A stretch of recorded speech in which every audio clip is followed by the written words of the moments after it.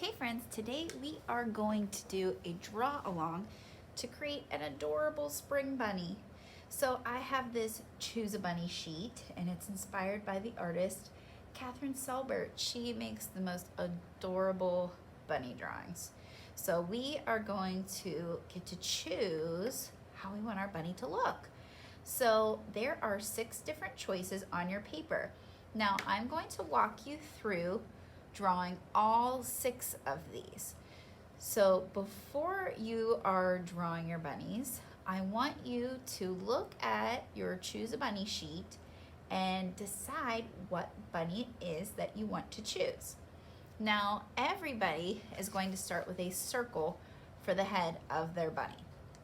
Now if you are drawing bunny number 2, you won't do the very top of the circle. As you see, we just do kind of like the bottom edge. Now, some of these faces are not perfect circles, but by starting with this circle shape, it'll help us so that we have a good sized bunny. That way we don't end up making a really teeny tiny bunny.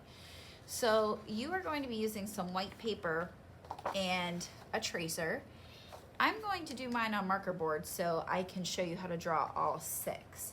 But the marker board is the same size as the paper. The only problem is I have this little clipboard that's in my way a bit there. So when you go to trace your bunny head, you don't want to trace the bunny head way at the top of the paper because then you're not going to have room for the ears. Even if you pick bunny number 2 that has the floppy ears, I still want you to have the head down at the middle of your paper. So no matter what bunny you choose, that's where we're going to start today. So you want to hold that circle tight, and friends, we are using Sharpies today. We are not even going to worry about pencil because if we use pencil, I know you're just going to keep erasing. So notice how I moved my arm just a bit and I traced around the other side, always pressing down nice and tight so that the tracer does not move. So once you have your circle for your head traced, then you can do all of the other drawings. Now I'm going to move my circle down just because I have this little clip that's in my way. So I'm going to put my circle down even further so that way I can draw the ears pretty good for you. So no matter what bunny you choose, everybody needs to trace a circle. If you are doing bunny number 2, again, remember to only trace about almost the whole bottom, almost up to the top, just not the very top of your circle. Okay? So at this point, I will pause the video. You will look at the bunnies, make your pick, and then trace the head. Remember to trace the whole circle if you chose bunny 1, 3, 4, 5, or 6. Leave just the top of the circle open if you chose bunny number 2. Okay, friends, so now we are going to add to our bunny. Now I'm going to go back to bunny number 2. So if you decided to make bunny number 2, what you're going to do is you are going to draw a little zigzag at the top, not connecting it, just a little zigzag. It's like you're making the letter M over and over. And then from here, you're going to come down, curving down, and make a point, come back in. So I curve down, make a point, come back in. Same thing on the other side. Come down, curve down, make a point down here, come back in, or you can come out to connect. So now I've got my bunny with the floppy ears. So the rest of you have pointed ears at the top. Now bunnies 1, 3, and 5 have ears that are further spaced apart. So if you chose bunny 1, 3, or 5, we are going to make some nice pointy perky ears that go up and are spaced. So any of those bunnies, you're going to make your ears just like this. They start wider at the top and they're not quite in the middle, they're off to the sides. So you're going to come up, and bunny ears are big. Notice how I did a little bit of a flat line at the top. So I came up and out, curved in to make it more narrow, come out, down, and out. So it's wider at the bottom, more narrow at the top. So I'm going to do the other ear, opposite side, Nice tall ear, narrow at the top, wider at the bottom. So now I've got my bunny's ears. So that's for bunnies 1, 3, or 5. Now, if you chose bunny 4 or 6, those ears are closer together. Okay, so bunny number 4 has ears that are very close together, but not quite touching. So this one curves up, comes to a point, comes down. The next ear comes up to a point, comes down, and then this part stays real narrow because we're going to add this little extra part. Comes down and over, and then you add the little lines for the fur inside of the ear. So that's bunny number 4. Bunny number 6 has 2 ears very close together. Coming up, flat top, come up, curve down. So these ears are pretty wide. This line connects to this line for the ear, flat over, curve down. Now what you're gonna do is make a curve that's pretty close to this line here. It curves up and in, and then on this ear, up and in.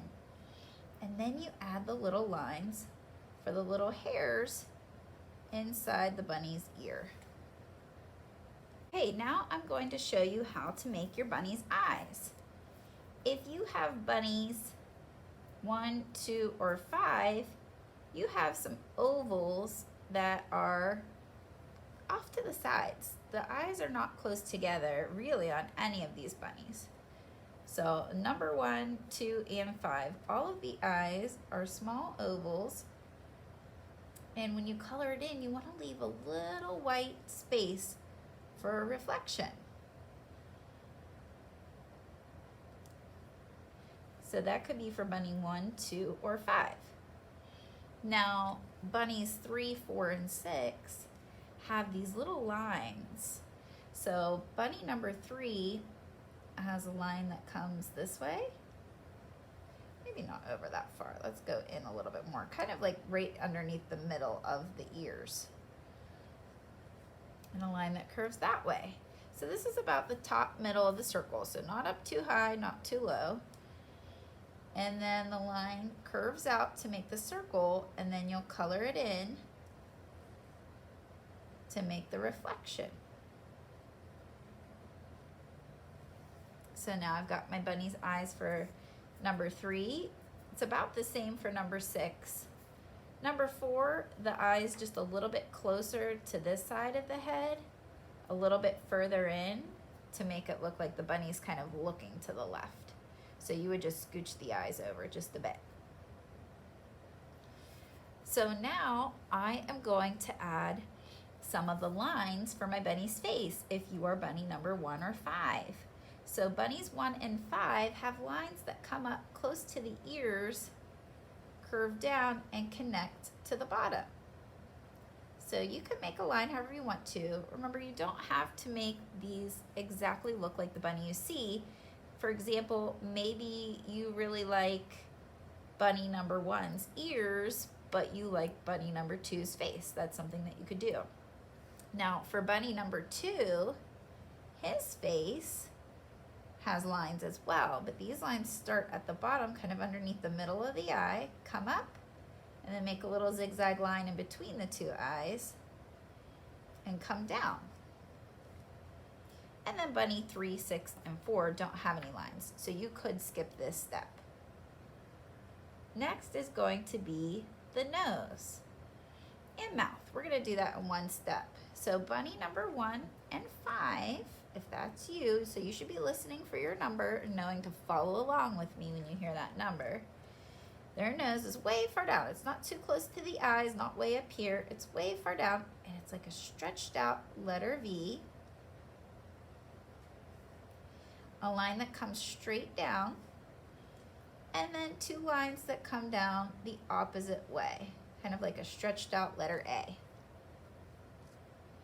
If you are bunny 4 or 6, it's almost the same except it curves. Bunny number 2 is about the same too.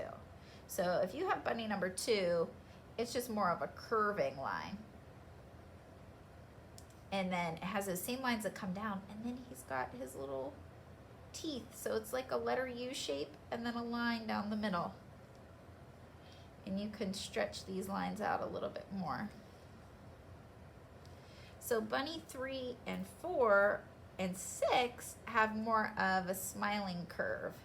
So it starts the same way, nice and low, close to the bottom of the circle, stretched out letter V, a vertical line that comes down, and then 2 gentle curving lines that come out from that vertical line.